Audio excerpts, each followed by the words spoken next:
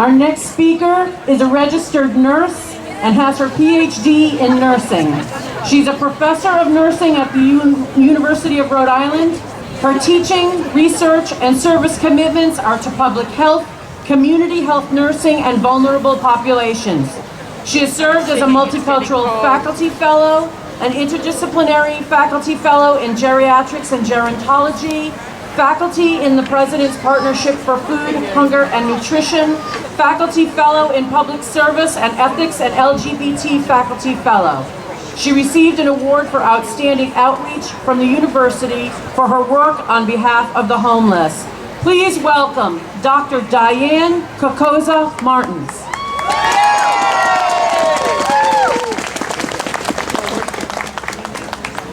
It is such a great honor to be with all of you today. I am humbled by the amount of work that you've already accomplished and will continue to accomplish in the future. I have to also say that when I came here today, I was asked to speak about the medically underserved population, and I had planned to talk about the new impact of the American Health Care Act. I am not disappointed, at least for now. So as I speak about the medically underserved, what do we really mean by that? This implies that there are people without health, orphaned from a lack of health care, and probably because here in the U.S., we do not yet see health care as a basic human right. But lack of health is highly correlated with other social determinants of health, including food, housing, jobs, and literacy. Lack of safe, affordable housing is an issue still here in Rhode Island and across the nation. We still have over 4,000 people a year here in Rhode Island who are experiencing homelessness. That does not include people who are sleeping on the streets or who are doubling up involuntarily with relatives and friends.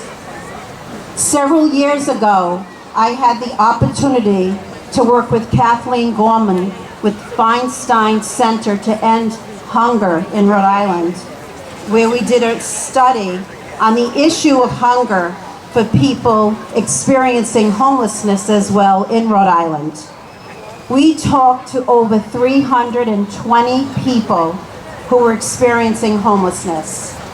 The persons experiencing homeless also had food insecurity. In fact, the USDA reports that 12% of Rhode Islanders are food insecure, meaning they are often unsure of where their next meal will come from. We asked each person to complete a food diary and everything they ate in the past 24 hours. The results were analyzed based on the grains, the dairy products, the vegetables, the fruits, the protein. Our findings showed major deficits in people experiencing homelessness with their diet.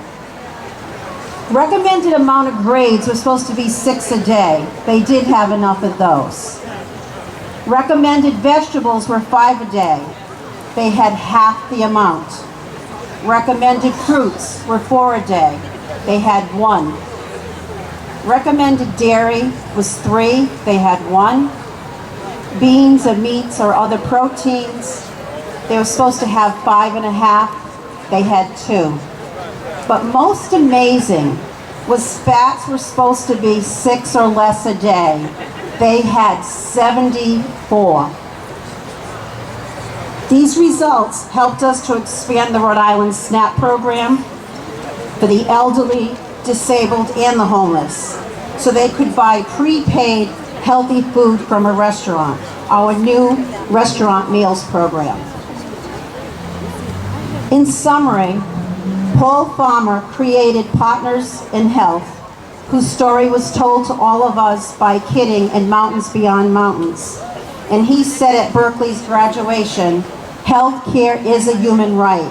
For this human right, we need public health activism. Equitable health care that goes beyond the right of people to see healthcare professionals and not just get drugs.